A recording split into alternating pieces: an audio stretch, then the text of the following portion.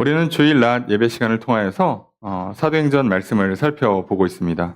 또 오늘은 사도행전 18장 1절에서 8절까지 말씀을 살펴보려고 합니다. 오늘 바울이 하나님의 말씀에 붙잡혀라는 제목으로 말씀을 전하고자 합니다. 저는 오늘 본 말씀을 통해서 함께하는 것, 동역에 관해서 말씀을 좀 드리려고 해요. 우리가 지난 시간 말씀을 살펴보면서 특별히 사도행전 17장에서 바울이 복음을 전했던 세 지역을 보았습니다. 근데 이 세 지역이 각각 스타일이 좀 달라요. 그래서 빌립보, 마게도냐, 그리고 베레아, 그 다음에 아덴까지 오면서 각 지역이 복음을 받아들인 스타일이 다릅니다. 그건 지역색이라고 하기보다는 성경이 특별히 그 지점을 기록해 놓은 거기 때문에 오늘 우리들에게도 마찬가지죠. 각각 사람들이 복음을 받아들이는 스타일은 다릅니다. 스타일이 다르지만 공통점이 있다고 그랬어요. 믿는 사람들에게 발생하는 똑같은 표현, 성경이 똑같은 두 단어를 써주는데 하나는 들었다이고 하나는 함께 했다입니다. 그러니까 둘 중에 뭐를 먼저 하냐예요.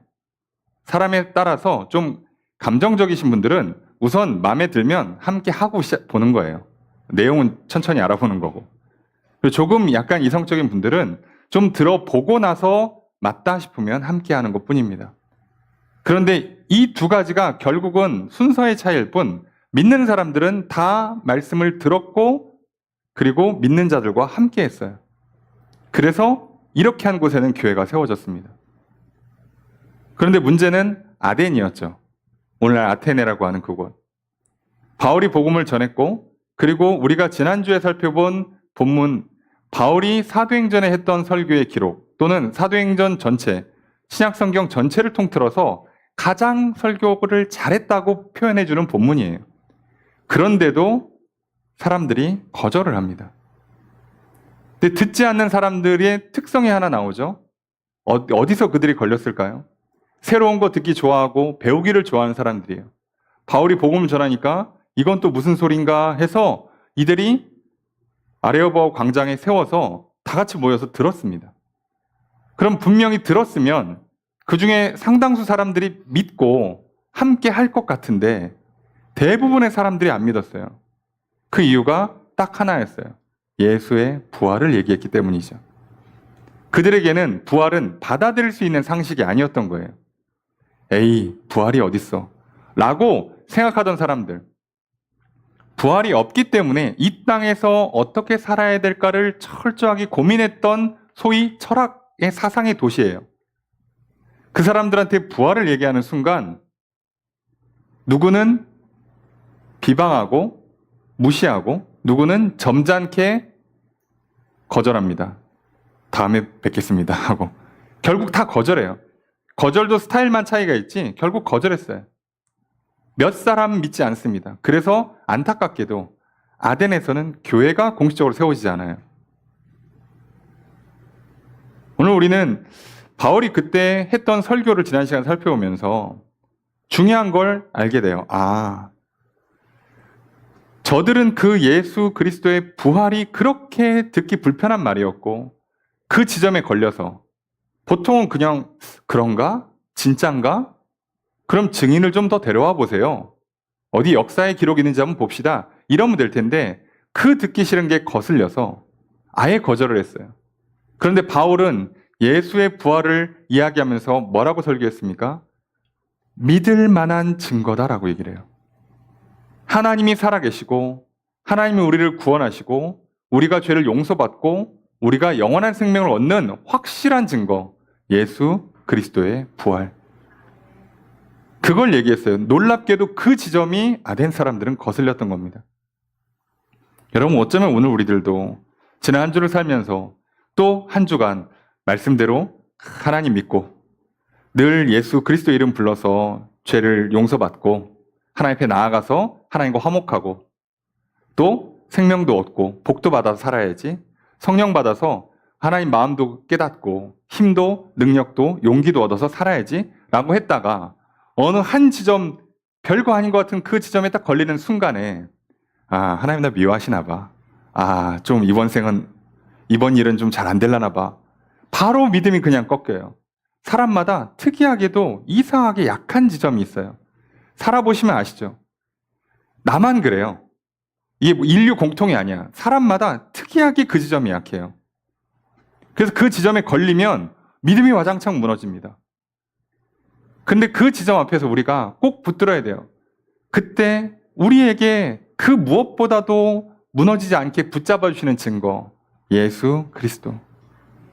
다른 건 다 무너져도 그 예수 그리스도 그 이름 하나만 붙드신다면, 그분의 십자가의 죽으심과 부활을 우리가 놓지만 않는다면, 여러분 우리 얼마든지 다시 일어날 수 있고요. 그러면 우리는 결국 믿음의 삶을 살 것이요, 오늘 내 안에 하나님의 나라, 성전이 지어질 것이고 우리 안에 하나님 나라, 교회가 세워질 것입니다. 그래서 우리는 늘 하나님과 동행하면서 천국을 맛보는 인생이 될 줄로 믿습니다. 그런 한 주를 살아오셨으리라 생각합니다. 혹시 좀 지난 한 주의 삶이 좀 아쉬움이 많다면 오늘 다시 오늘 하나님 앞에 나와서 하나님 예배하면서 믿음으로 나아가시고요, 용서받으시고요, 회복하시길 주의 이름으로 축복합니다. 오늘 본문은 이제 바울이 그 아덴을 떠났습니다. 그리고 고린도로 가요.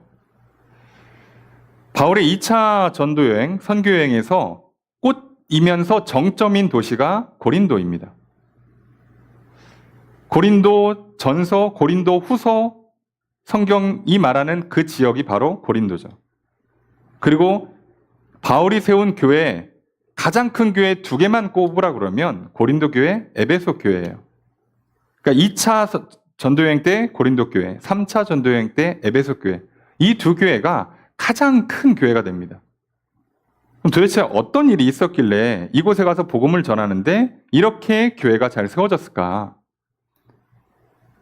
우리는 그걸 보기 이전에 분명히 이제 사도행전 가운데, 그러면 고린도에 이렇게 큰 교회가 세워진 거 보니까 하나님께서 바울한테 딱 가라고 명령하시고, 갔더니 막 온갖 기적과 이사가 나타나고 막 엄청난 사건 사고에 휘말리면서 엄청 사역이 되게 역동적이었겠구나.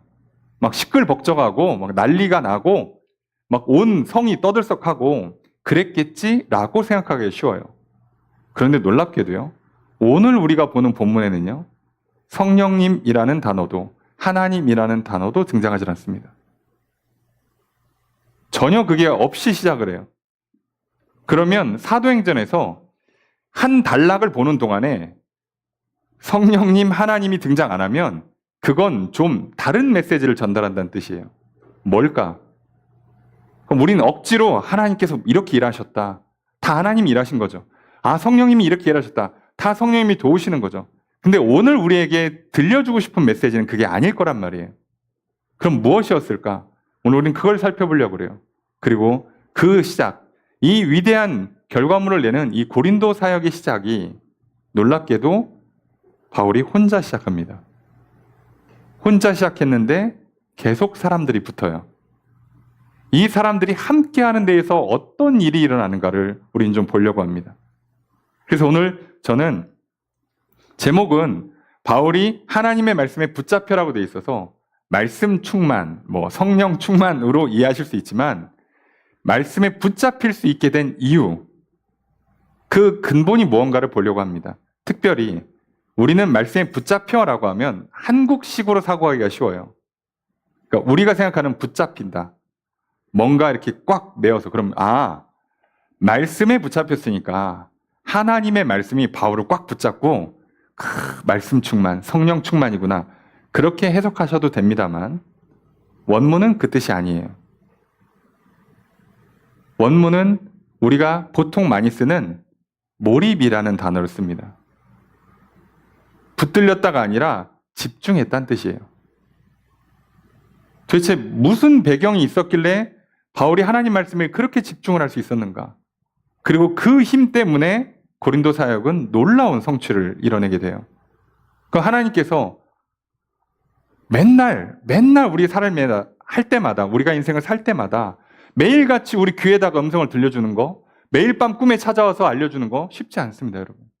그렇게 하지도 않거니와 성령 충만해서 매일같이 불타오르고 그렇지 않아요. 살아보세요. 그럼 매 순간 우리가 혼자 막 성령 받고 불 받아가지고 또는 막 말씀에 막 충만해가지고 인생을 막 살아갈 것 같지만 대부분의 일들은요, 매일매일 살아보시면 아시겠지만 아무 일도 일어나지 않습니다. 아침에 눈 뜨면 그냥 평범한 하루가 시작돼요. 똑같은 일상이 반복됩니다. 도대체 하나님은 어디 계신 걸까? 성령님은 나를 어떻게 도와주시는 걸까 싶을 정도의 일이 일어나요. 그런데 그럼 도대체 하나님은 그런 나의 인생 가운데 어떻게 하나님 말씀에 집중하고 믿음으로 살게 하시지? 그런 나를 어떻게 내 안의 성전, 하나님 나라를 세우고 우리 안에 성전을 세우는, 교회를 세워가는 일들, 심지어 그 교회를 확장시켜서 복음을 전하고 믿지 않은 자들에게 구원하기까지 하는 그 일들을 어떻게 하라고 하시지? 아침에 눈 떴는데 아무 일도 없는데, 열정이 샘솟지도 않고 어떤 능력이 막 폭발하지도 않는데, 그냥 하루 사는 것도 버거운데 도대체 어떻게 그런 일들을 감당하지? 오늘 본문은 그거에 대한 대답을 줍니다. 오늘 저 여러분들이 이 말씀을 통해서 매일매일 아무 일 없어 보이는 일상을 살아가는 동안에 하나님께서 어떻게 나에게 말씀에 집중하게 하시는가, 어떻게 내 안에 하나님 나라를 이루시고 우리 안에 하나님 나라를 이루시는가, 그 내용을 좀 보려 합니다. 그리고 오늘 저와 여러분들도 바울처럼 하나님 말씀에 붙잡혀 살아가시길 주님을 축복합니다. 말씀을 좀 살펴보겠습니다. 자, 1절 말씀 함께 읽습니다. 시작.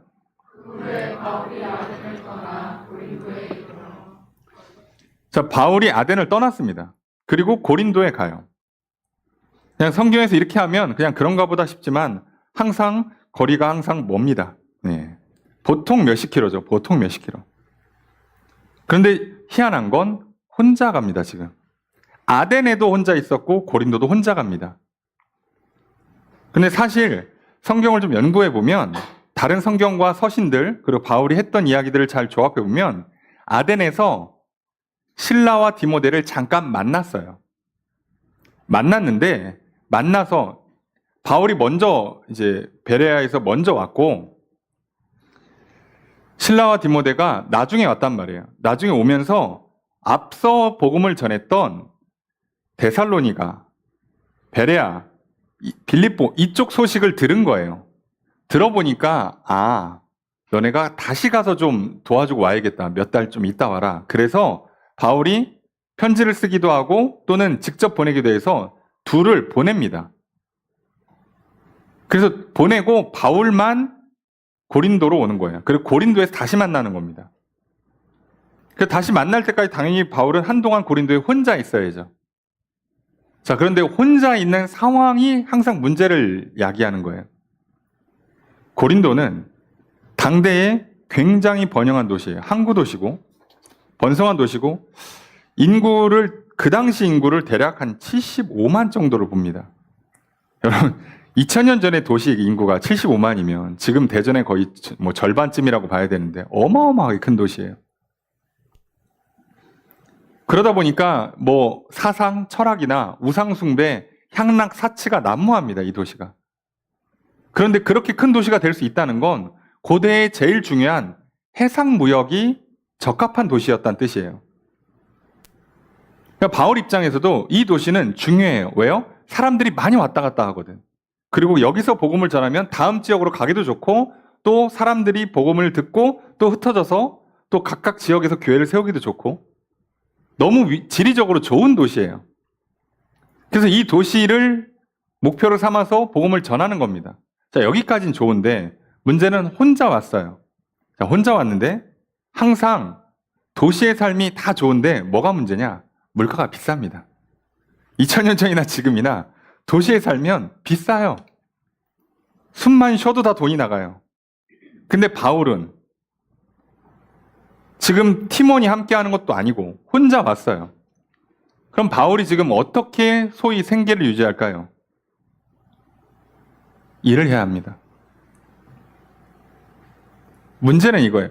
근데 바울이 전도여행을 하는 동안에 교회에서 후원을 받고 있는 것도 아니고 그리고 일을 해도 함께 해야 되는데 혼자 일하면 어디 가서 그 첫 시작을 하는 것도 어렵잖아요. 그래도 2명, 3명 모여서 시작하면 일하기 쉬운데 혼자 해야 돼요. 그렇게 시작을 해야 돼. 그러니 잠잘 곳, 일할 곳부터 시작해서 모든 게 다 어렵습니다. 근데 하필이면 그동안 바울이 이 2차 전도행을 하는 동안에 무슨 일이 있어요? 감옥에 갇히죠. 매를 맞죠. 재판에 휘말리죠. 게다가 바울이 생각보다 굉장히 몸이 건강한 편도 아니에요. 그러니 바울 입장에서는요, 몸은 자꾸 약해지지. 먹을 건 없지. 쉴 만한 곳도 없지. 일을 하자니 막막하지. 자, 이 상황에 도시 한복판에 온 겁니다. 근데 여기는 꼭 복음을 전해야 되는 곳이기도 해요. 물론 바울이 기도하면서 알았겠죠. 하나님께서 다음 곳을 고린도로 정하셨다는 걸 알았겠죠. 근데 내가 믿음을 갖고 사는 거랑 현실의 문제는 생각보다 괴리가 있습니다.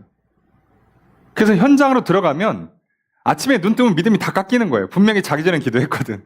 주님, 내일도 내게 함께 하시고 복 주실 줄로 믿습니다. 그리고 아침에 눈 뜨면요, 막막한 거예요.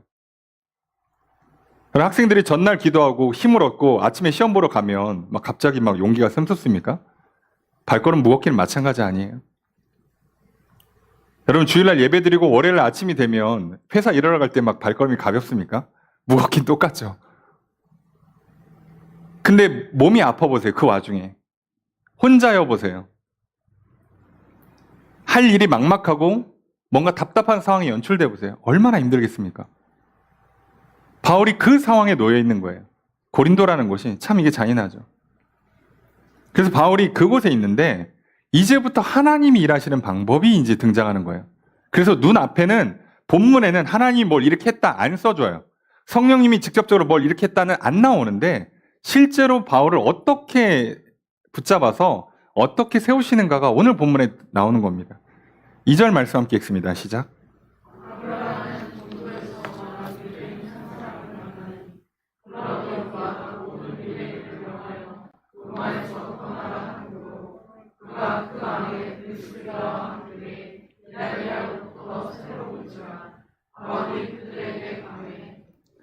자, 아골라라고 하는 본도에서 난 유대인. 자, 본도에서 난 유대인이 로마에 가서 일을 하다가 추방령 때문에 로마 시민 아닌 유대인들을 추방을 시켰어요. 이유는 학자들마다 좀 해석이 다릅니다만 대부분 그리스도교 또는 유대교 때문에 종교적인 문제 그리고 정치적인 문제가 좀 있어서 추방을 시켰습니다. 그래서 이게 영구 추방이 아니고요. 대략 한 몇 년 정도, 한 3, 4년 정도만 추방령이 있었던 걸로 확인이 돼요. 그러니까 그 기간에 유대 출신 이방인이니까 바울은 로마 시민권을 갖고 있지만 아굴라는 로마 시민권은 없었던 거예요. 그러면 추방당합니다. 자, 로마는 태생, 혈통을 보는 게 아니라 시민권을 봐요. 안타깝게도 아굴라는 시민권이 없었겠죠. 그래서 이때에 휘말려서 추방당한 것으로 봅니다. 그런데 이 사람이 부인이 브리스길라예요. 부부가 같이 일을 하는데 이 사람들이 하는 일 때문에 로마에서 추방당하니까 어디로 와요? 고린도로 왔어요. 그 정도로 고린도 입지가 굉장히 좋은 항구 도시예요. 또는 혹자는 이렇게도 해석을 해요. 아굴라 브리스길라 부부가 이제 뒤에 보면 천막 만든다고 하지만 사실은 그 천막을 가죽으로 만들거든요.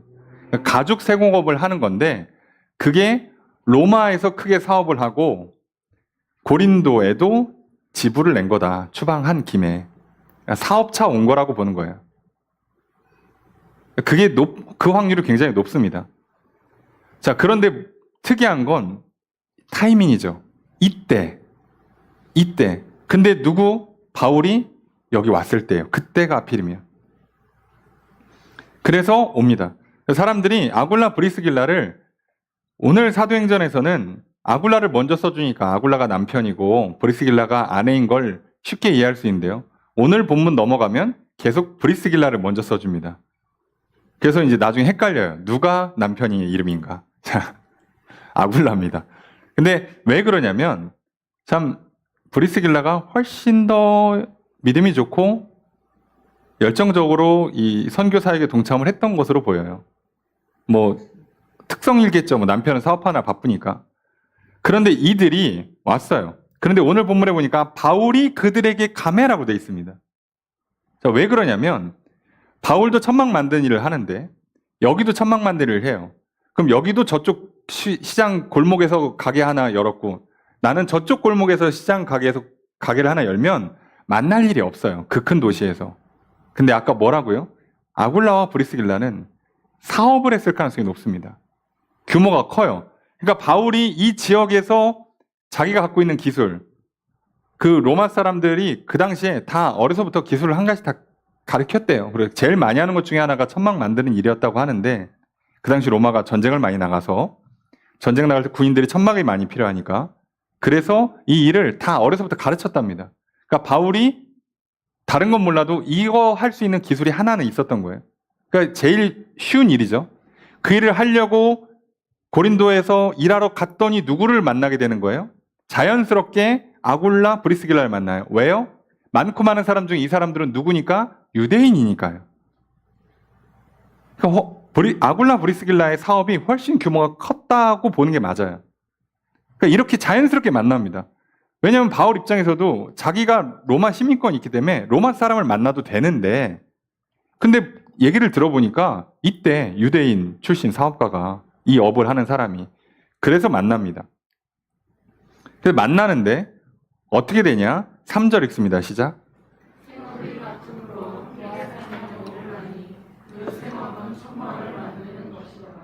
자, 이들은 천막 만들기를 하는데 일이 같아요. 일이 같으니까 어떻게 한다고요? 같이 살아요. 같이 사니까 우리 그 없는 사람들끼리 저기 둘이 모여가지고 월세 반반 내자 그러고 원룸 하나 구한 게 아니고요. 높은 확률로 바울이 브리스길라, 아굴라 부부 집에 들어간 겁니다. 그리고 일을 같이 하는 거예요. 그리고 안식일이 되면 오늘 4절 말씀처럼 바울은 회당에 가서 복음을 전합니다. 당연히 그 큰 도시니까 회당이 어마어마하게 많을 겁니다. 규모도 크고.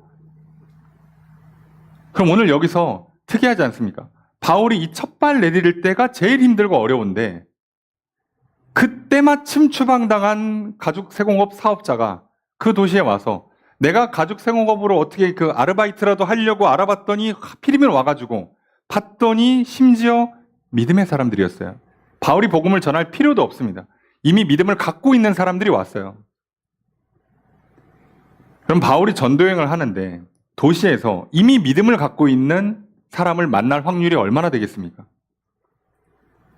없는 거예요.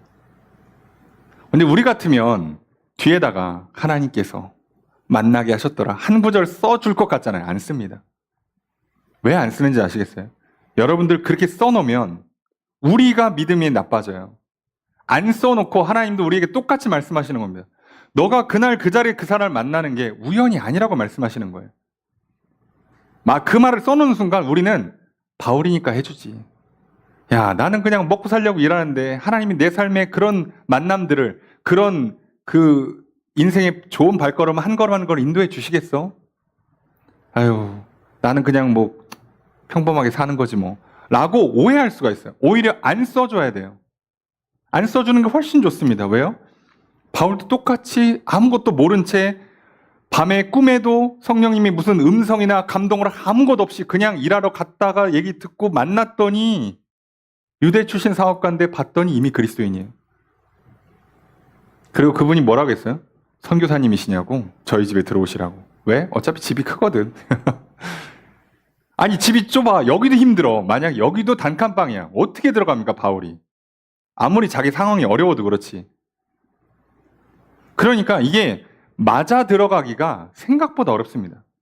여러분 그렇게 한번 치고 우리 인생을 한번 뒤돌아보십시오. 우연입니까? 우리 인생이? 그 내 인생에서 하나만 잘못 맞아 들어갔어도 지금 여기까지 못 왔습니다. 그러니 하나님께서 매 순간순간 나와 함께하고 계세요. 문제는 우리가 이거를 믿느냐 믿지 않느냐의 싸움으로 가는 겁니다. 그러니 잊지 마십시오. 뭔가 어젯밤 특별한 걸 보지 못하셨어도, 기도하는 중에 뭔가를 보거나 듣지 못하셨어도, 감동받고 막 불타오르고 갑자기 막 대단한 힘이 솟고 하는 일이 없이 매일 똑같은 일상을 살아가심에도 불구하고 하나님은 나와 함께 하십니다. 하나님께서 내 인생을 이끌어 주심을 믿으십시오. 이걸 놓치지 않으셔야 돼요. 그렇기 때문에 바울이 지금 몸도 지치지, 마음도 지치지, 혼자서 외롭지, 여기서 복음을 전해야겠는데 복음을 전하는 그 방식은 유대인 회당에 가야 되는데 남은 일주일 동안 뭐 하고 살아요? 먹고 살아야 되지. 도시라서 물가는 비싸지. 그 모든 거를 하나님 이렇게 시작하게 만드십니다. 근데 만약에 바울이 여기 믿음이 없었으면 그래 내가 선교사인데 야 선교비 후원도 안 해주고 이렇게 일하면서 선교하게 하면 어떡하시나. 몸도 약한데 좀 도와주지 좀 이러면요. 불평불만하기 시작하면 믿음이고 뭐고 이제 인생은 괴로워지기 시작하는 겁니다. 근데 바울은요 아무 반응이 없잖아요. 지금 하나님도 반응이 없는 것처럼 보이고 바울도 반응이 없는 것처럼 보여요. 자연스럽게 갑니다. 자, 이게 오늘 우리가 주목하려는 지점이에요. 왜 이렇게 자연스럽지 바울의 인생은? 무슨 감옥을 편하게 가고 그냥 아무 일 없이 그냥 밤에 갑자기 감옥을 열어서 그냥 걸어 나오고 재판을 그냥 갔다가 그냥 할 말 다 하고 나오고 교회를 그냥 밥 먹듯이 세우고 또 어디 가면 그냥 쫓겨나요. 돌 맞고. 아니 이게 왜 이렇게 물 흐르듯이 자연스럽지 이 사람은? 여러분 오늘 우리가 이걸 좀 기억하셔야 돼요.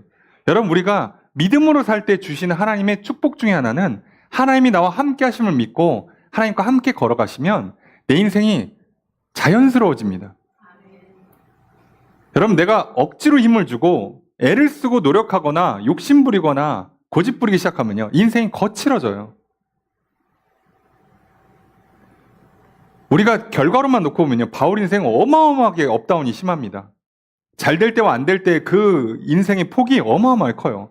교회 잘 될 때랑 뭐 감옥 가고 매 맞고 쫓겨나고 심지어 뭐 돌 맞아 죽을 뻔했잖아요. 그 낙폭이 이렇게 크면 우리 같으면 이제 슬슬 뭐가 와야 돼요? 불안장애, 불면증, 소화불량 이런 거 와야 되잖아요. 신경쇠약. 아니요. 근데 바울은 이걸 그냥 물 흐르듯이 타고 간단 말이에요. 어떻게 이게 가능할까? 이게 오늘 우리가 본문에서 집중하려는 겁니다. 자, 바울이 안식일에는 회당에 가서 유대인이랑 권면을 합니다. 자, 이렇게 지내는 동안에 시간이 몇 달 흘렀어요. 그리고 이제 5절입니다. 함께 읽습니다. 시작.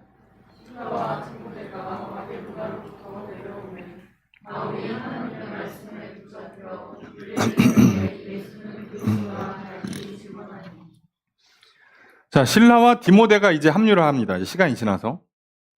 합류하는 건 알겠어요. 뭐 만나기로 했으니까 시간 돼서 일 다 마쳤으니까 만나야죠.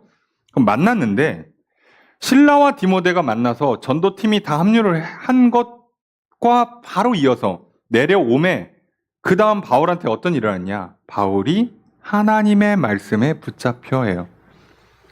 이게 무슨 상관이냐를 보는 거예요. 우리는 중간에 함께 기도했더니 성령이 임하시더라.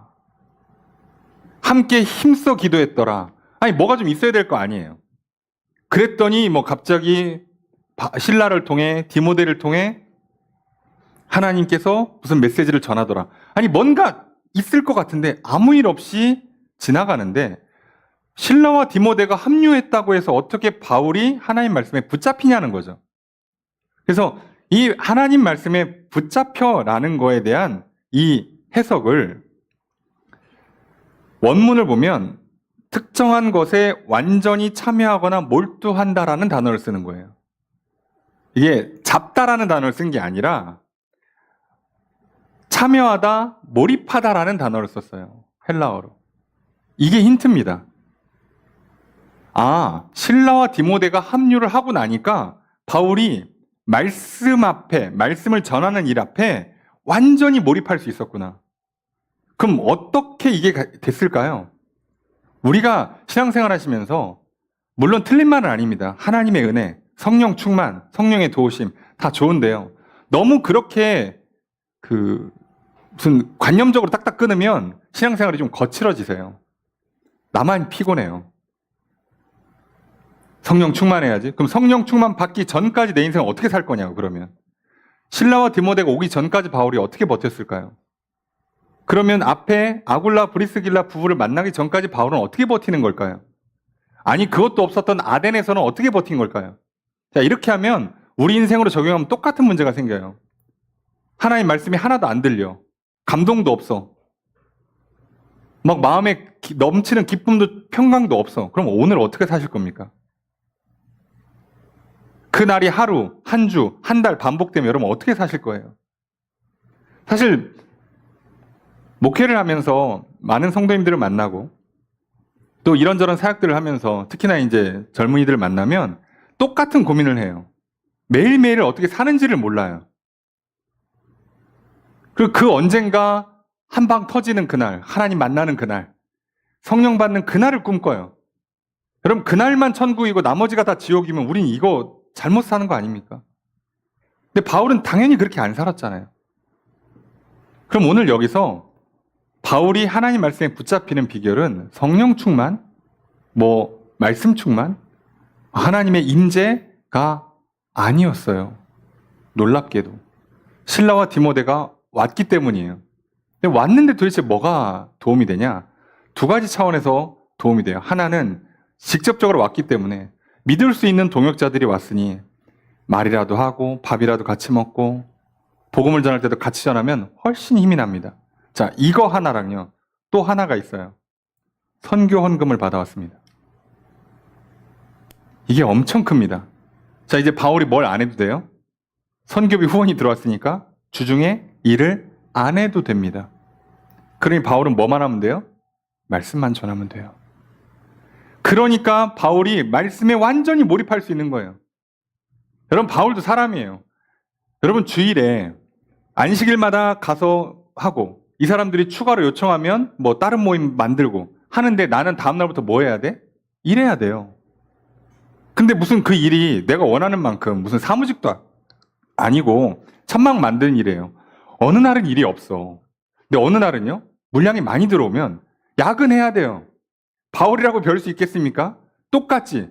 근데 그 와중에 내가 통제할 수 없는 그 일의 흐름이 있는데 거기서 어떻게 주일, 그 안식일에 복음을 전하는 사역에 집중할 수 있겠냐고요, 사람이.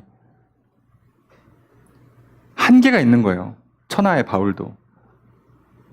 근데 뭐만 딱 해결되니까 함께 할 수 있는 사람들, 그리고 거기에 집중할 수 있도록 재정적으로 밀어주니까. 그러니까 완전히 몰입하는 겁니다. 그럼 오늘 우리는 여기서 놀라운 걸 깨달아요.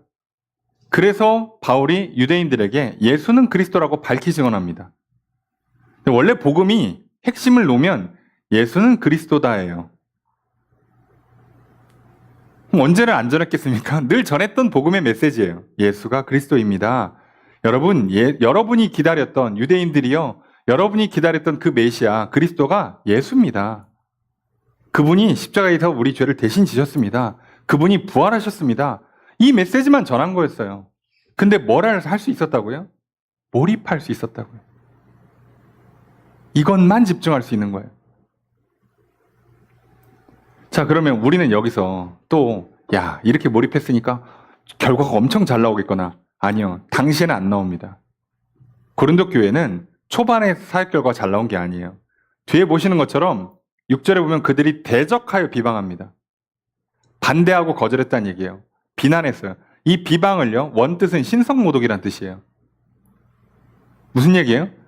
예수가 그리스도면 내가 하나님이다. 약간 이런 식이죠. 신성모독 이거예요. 예수가 무슨 그리스도야. 그냥 목수의 아들이지 그 사람이지 그거. 그러니까 예수를 부정하고 하나님의 뜻을 부정하는 신성모독을 기꺼이 했어요, 유대인들은. 왜요? 이들한테는 십자가에 달린 메시아를 받아들일 수가 없어요.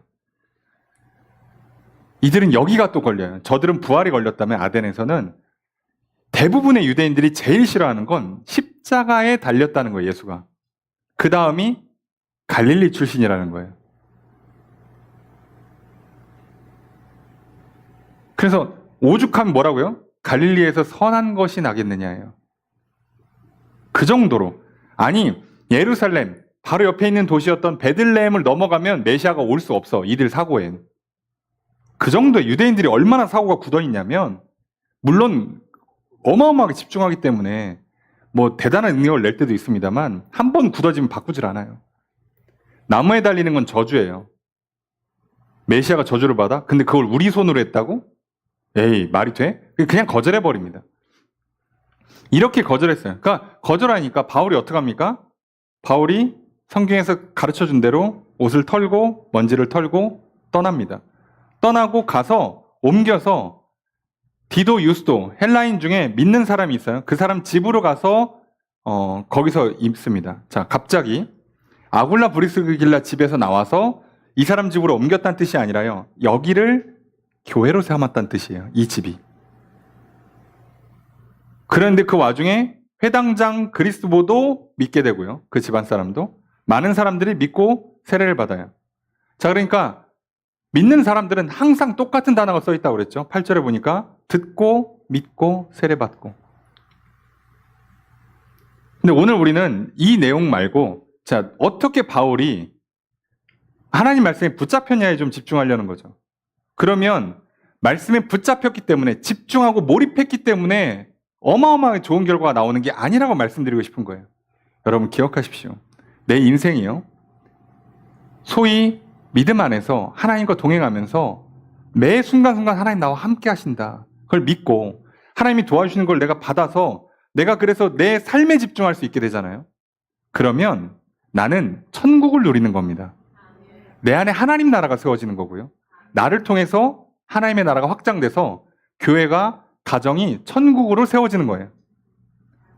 속으시면 안 되는 건 내가 믿음 좋아지고 하나님 말씀 붙들고 하나님 나와 함께 하신다고 굳건히 믿고 하루하루를 살아서 집중하고 뭔가 내가 사소한 것들에 신경 안 쓰고 내 삶에 오로지 집중하면 성공하는 인생이 된다는 뜻은 아니에요. 사람들이 여기서 속습니다. 그거는 성적이 잘 나온다, 돈을 많이 번다, 길이 잘 열린다랑 상관이 없어요. 처음엔 안 됐습니다. 그리고 이런 양상은 유대인들이 거절하고 헬라인한테 넘어가는 건 늘 도시마다 반복되는 일이에요. 그러니까 똑같은 일이 일어났어요. 바울 입장에서는. 그래서 우리가 다음 주에 살펴보겠습니다만 바울이 그러니까 이제 몇 달 하고서 어떻게 하겠어요? 이제 여기 디도 유스도라는 사람 집을 교회로 삼아서 여기서 모이잖아. 사람도 얼추 모였잖아요. 그럼 바울 뭐 하면 돼요? 떠나면 됩니다, 이제.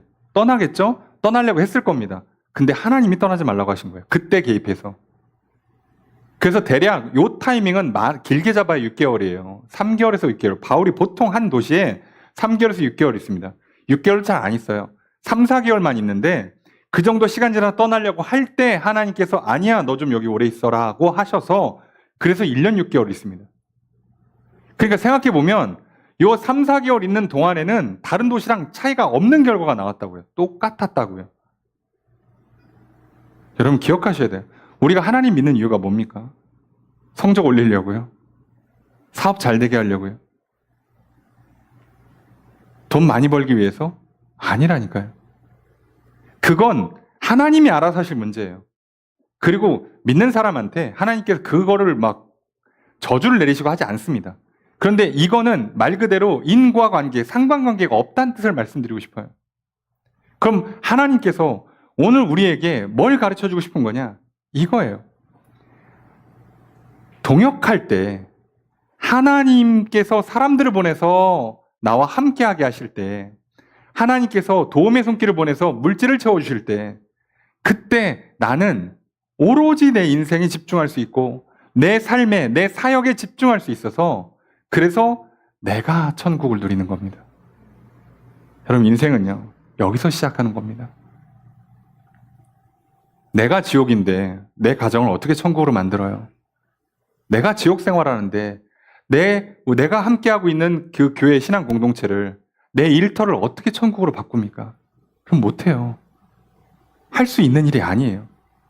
근데 우리는 지옥 같은 삶을 매일 살면서 뭐라고 꿈꿔요? 언젠가 밤에 자기 전에 기도할 때 꿈에 나타나시면 성령이 한번 임해서 불타오르게 하시면 그때부터는 천국이다. 아니요. 원래 오늘 천국을 누렸어야 돼요. 누리라고 하십니다. 여러분 성경에 그래서 바울이 항상 성령 충만하다고 써주지 않아요. 그럼 우리는 지옥이 돼요. 큰일 납니다, 여러분. 여러분 생각해 보세요. 멀리 갈 것 없이 제 얘기를 드리면 만약에 제가 목회를 하는 데 있어서 매일같이 성령 충만하면 얼마나 좋겠습니까? 매일 밤 꿈에 주님 나타나서 이번 주엔 이걸 설교해라. 누구 만나면 이거 전달해라.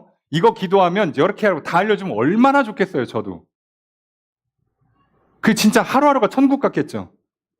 여러분 그런 목회자가 있습니까? 이 세상에? 없어요, 여러분. 목사도 그런 목사가 없다고요. 그럼 저도 뭐 하는 거예요? 주일 지나고 나면 다음 주 설교 본문부터 정하고 읽는 겁니다. 뭐라고 말씀하시나? 저부터 기도해야 되는 거예요. 시작하는 겁니다.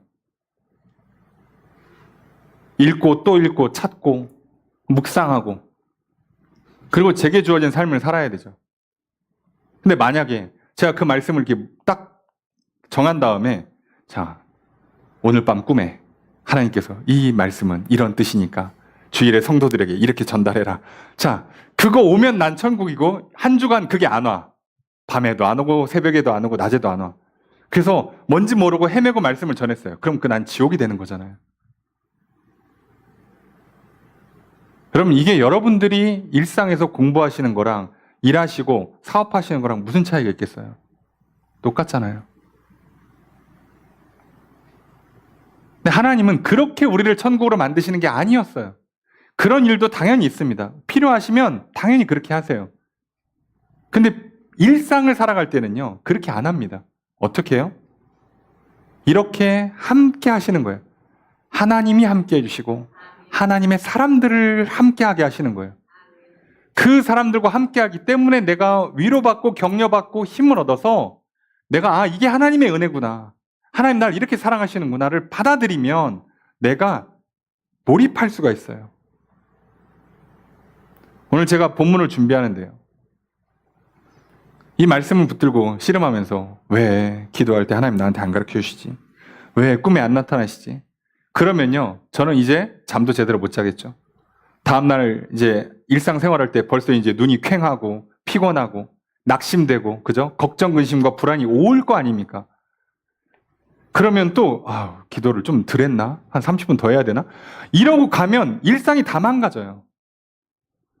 그런데 제가 하나님 분명히 이 말씀 가운데 살아 역사하시리라 믿고, 이 말씀을 통해서 내게도 하나님 나라를 이루실 것이고, 이 말씀을 통해서 우리 가운데도 하나님 나라를 이루실 거라 믿고, 그냥 말씀 붙들고 살아가면, 그러면 어느 날은 한 화요일, 수요일 날도, 이거구나, 알고요. 어느 날은 거의 토요일 저녁쯤 돼서 알고요. 이거였어. 다시 갈아엎고. 그렇게 하는 거예요. 그러는 사이에 저는 뭐예요? 제가 하루하루 살아야 되고 해야 되는 일들에 집중할 수 있잖아요. 제가 그래서 사람을 만날 때든 내 교회 내부적인 일을 하거나 밖에 나가서 일을 할 때든 집중할 수 있잖아요. 근데 만약에 제가 그래도 전임 사역할 수 있도록 우리가 재정적으로 안정이 됐으니까 다행이지. 그게 안 됐으면요. 제가 또 주중에는 파트타임이라도 일을 해야 될 거 아니에요. 그러면 더 흔들릴 거 아닙니까? 사람인데. 그래서 어려워지는 거예요. 여러분 한번 생각해 보세요. 오늘 내가 누울 곳이 있어요. 잠잘 곳이 있어요. 함께 예배할 수 있는 교회가 있어요. 여러분 얼마나 나를 사랑하십니까? 사랑한다고 받으시라고요. 받아보시라고요. 그러니까. 바울 입장에서도 실라랑 디모데는 어차피 오기로 한 사람들이에요. 이 선교팀 꾸려졌으니까 끝날 때까지 함께 할 사람들이에요. 그리고 중간에 도망갈 사람도 아니야. 그런데 왔더니 위로가 되잖아요. 왔더니 격려가 되잖아요. 왔더니 바울이 오로지 집중할 수 있잖아요. 자기 사역에. 이게 중요한 겁니다. 여러분 다른 거 필요 없어요. 다른 거 보지 마시고 오늘 하나님 날 사랑하신다. 그리고 오늘 하나님의 사람들을 통해서 내게 주시는 위로와 견면을 받으시면 여러분이 여러분 자신에게 집중할 수 있어요. 그래야 나를 찾아요. 하나님이 나를 이렇게 지으셨구나. 하나님 나를 오늘 이렇게 살라고 하시는구나. 그래서 그때그때마다 성령님이 뒤에서 속삭이듯이 가르쳐주는 거야. 그거야. 잘하고 있어. 귀에다 내리 꽂아주지 않아도 꿈과 환상으로 굳이 알려주지 않아도 다 알아요. 여러분 일상을 그렇게 살아야지. 아니 하루 스케줄을 다 하나님이 일일이 저녁 밤마다 알려주면 여러분 우리 못 살아요. 오히려 못 삽니다. 여러분 그런데요. 오늘 이 바울이 말씀의 붙잡혀를 완전히 집중하고 몰입하는 거라고 그랬잖아요. 자, 오늘날 이걸 뭐라고 불러요? 오늘날 똑같이 몰입이라는 단어를 씁니다. 근데 몰입이라는 단어를 영어로 뭐라고 부르신지 아십니까? 다 아시겠지만 영어로 몰입을 플로우라고 합니다. 그러니까 심리학에선 몰입을 플로우라고 해요. 물 흐르듯이 흐른다는 뜻이에요. 여러분 집중한다. 완전히 집중한다라는 뜻이 아니라요. 물 흐르듯이 흘러간다고요. 너무 이게 자연스러운 거예요. 공부하는데 책을 보는데 책을 펴고 읽고 쓰고 외우는 게 물 흐르듯이 흘러가서 시간 가는 줄을 몰라요. 여러분, 학생이 공부를 그렇게 해야 재밌지 않습니까? 해야지 하고 책을 피는 순간부터 스트레스잖아요. 오늘 내가 10페이지를 하리라 막 그때부터 이제 죽는 거예요. 막 갑자기 소화가 안 되기 시작하고. 그러고 있는데 갑자기 핸드폰에 뭐가 띠링 울리면 이제 끝난 거예요. 그날 공부는 이미 망한 겁니다. 예, 그 순간에. 근데 하나님이 나와 함께 하시고 여러 사람들이 나를 도와주는 그 환경에 도움을 얻어서 내 일에 그냥 몰입되는 거예요. 자연스럽게. 그래서 나도 모르게 책을 펴서 그냥 보고 있는 거예요. 시간 가는 줄 몰라요. 오늘 할 거 다 했어, 심지어. 기억도 잘 나요. 그러니까 할 걸 다 했으니까 후회도 없고 만족이 있으니까 또 밤에 잘 때도 마음이 편하죠. 여러분, 몰입이란 개념을요, 처음 도입하고 심리학 용어로 쓴 학자가 헝가리 심리학자래요. 미하이 칙센트미하이. 예, 발음도 어렵습니다만. 근데 이분이 이 몰입이란 개념을 쓰면서 왜 집중이 아니라 몰입이라고 하느냐. 애를 써서 막 해야지라고 막 힘을 내는 게 아니라 물 흐르듯이 흘러가는 거예요. 이게 왜 중요하냐라고 설명을 하는데 효과가 있겠죠. 뭐냐면 이게 자기 능력이 최대치로 발현된대요. 애를 써서 힘을 써서 이악 물고 집중할 때보다 완전히 빠져들어서 자연스럽게 흘러갈 때가 훨씬 역량이 발휘가 잘 된답니다.